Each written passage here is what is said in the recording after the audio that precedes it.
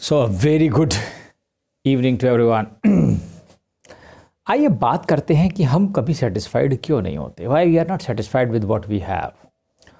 Suppose हमारे पास एक घर है, छोटा 2-3 कमरे हैं, हमें बहुत बड़ा घर चाहिए।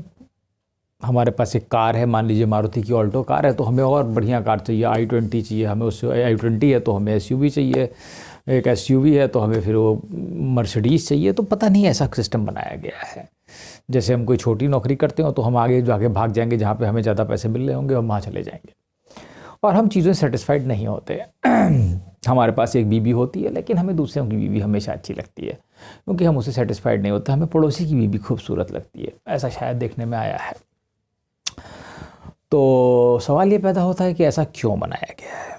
मान लीजिए बिहार में बेरोज़गारी है, तो बिहार के लोग माइग्रेट करके दिल्ली जाएंगे, वहाँ जॉब पाएंगे। तो इस तरीके का एक क्रम इस संसार में चलता रहता है कि कोई भी सेटिस्फाइड कभी होता ही नहीं है। तब सवाल ये पैदा होता है, ऐसा होता क्यों है। देखिए, इसके पीछे जो मेन कारण है कि ये कि नेचर कभी किसी को शांत बैठे नहीं देता। हर एक के माइंड में कुछ ना कुछ उपजता रहता है, और नेचर को तो डाइवर्सिटी, वर्क, कल्चर, ये सब पसंद है कि चीज़ें होती रहें। There should be some movement, there should something happening, कुछ ना कुछ हैपन होता रहना चाहिए। नहीं तो फिर मान लो सब लोग ऐसे बना दिए जाएं कि सब लोग सेटिस्फाइड रहें और बिल्कुल शांत बैठे रहें और कहें जो मिल जाए वो ठीक है। 2 रोटी खा ली सो गए, 2 रोटी खा ली सो गए, तो क्या होगा, कितना स्टैग्नेशन हो जाएगा। क्या ह्यूमन प्रोग्रेस करेंगे? बात ह्यूमन प्रोग्रेस की नहीं है, ह्यूमन कभी प्रोग्रेस नहीं करते। इस केस में मैं आपको पहले बता दूं, भौतिक या मेटेरियलिस्टिक चीज़ों की प्रोग्रेस होना मनुष्य जाति की प्रोग्रेस होना नहीं है।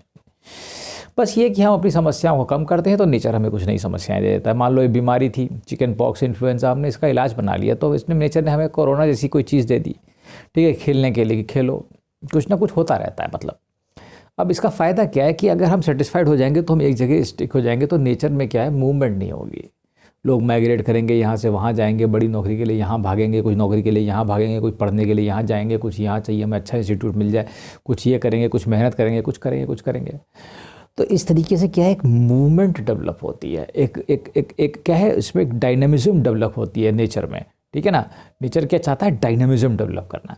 और अगर मान लो वो सबको ऐसे ही बना दे, नेचर चाहे तो ऐसा बना सकता है, जड़ जैसे कि पेड़ हैं, पत्थर हैं, वैसे ही बना सकता है इंसान को। पता लगा ऐसे दिमाग बना दिया पत्थर जैसा, तो आदमी बैठे रहेंगे। जैसे समाधि वाले आदमी का दिमाग पत्थर जैसा हो जाता है, स्थिर बुद्धि।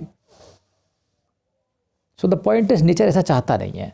परमेश्वर शायद अपनी इस नेचर में थोड़ा बहुत मूवमेंट हर समय चाहते हैं, इसलिए नए नए विचार, नई नई खुरापात यहाँ हर समय होती रहती हैं।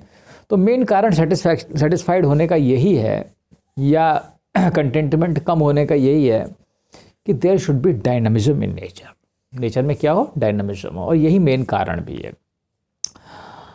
अब क्योंकि अगर मान लो एक ऐसी पृथ्वी बना दी जाए जिसमें सब लोग, मान लो गांव है, ठीक है, सब पूरी पृथ्वी में, मान लो एक टाइम था जब सब जैसे गांव ही थे, ठीक है, लोग आदिवासी थे, गांव में रहते थे, कबीले में रहते थे। तो थोड़े समय बाद क्या हुआ कि अब अगर मनुष्य कोई ग्रोथ नहीं करता, तो ये इंडस्ट्रियल रिवोल्यूशन और ये सब जो साइंस टेक्नोलॉजी जितना आप देख रहे हो, ये सब होता ही नहीं। वो एक ही जगह बैठा रहता। भगवान चाहे कुछ भी कर सकता है, वो चाहे तो ऐसे ही बैठा रहे, आदमी कुछ भी ना करे, वो 2 रोटी खाए, वो भी ना खाए, खाने की भी ज़रूरत नहीं है, वो चाहे तो नेचर ऐसा सिस्टम डेवलप कर सकता है। तो उसने ऐसा नहीं किया। उसने कहा ठीक है, कुछ करते हैं ऐसा कि लोग कुछ करते रहें और ऐसा लगे कि सिस्टम में कुछ हो रहा है ना। जैसे मान लीजिए मिट्टी के मकान थे, फिर शहर बदल गए, गाँव से शहर हो गए, सब धीरे धीरे सब शहरी होता जा रहा है।